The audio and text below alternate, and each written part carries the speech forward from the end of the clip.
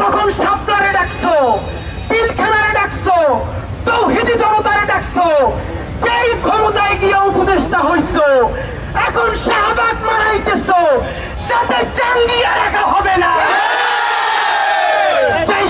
লক্ষণ সেনের বুইন খুনি হাসিনা পালাইছে ওর বাপের বাড়িতে, সেই খুনি হাসিনারে যেই জনতা পালাইতে বাধ্য করছে, এই শাহবাগ যারা আওয়ামী লীগকে ফিরে আনতে চায় ওদেরকে ওদের বাড়ি দিল্লিতে পাঠাই দিব।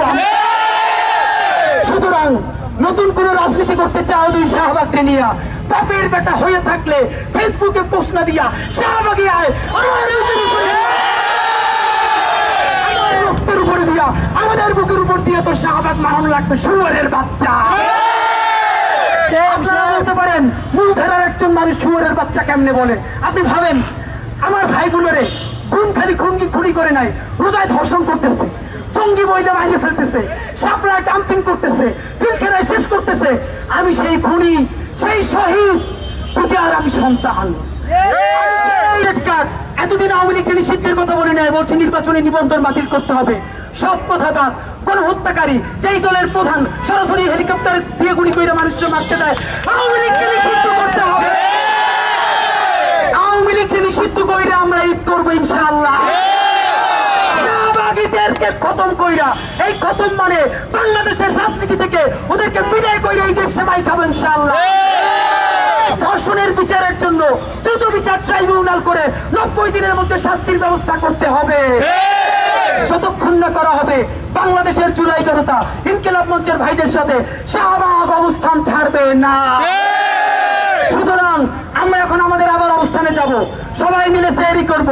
আপনাদেরকে একটা কথা জানতে চাই, যদি বলি ইনসাফের বাংলাদেশ করার জন্য, শহীদদের রক্তের টান আনার জন্য, পিলখানা শাপলা জুলাইয়ের শহীদদের ইনসাফের বাংলাদেশ রাষ্ট্র করবার জন্য আমার 100 লোক লাগবে, যারা ঈদের দিন পর্যন্ত আমাদের থেকে ছেড়ে যাবে না। কে কে রাজি আছেন? চলে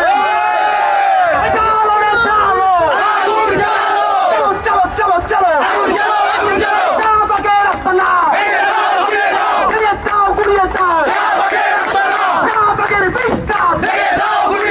ধর্ষকের বিস্তার, লীগের বিস্তার, হাসিনা তুই হাসিনা,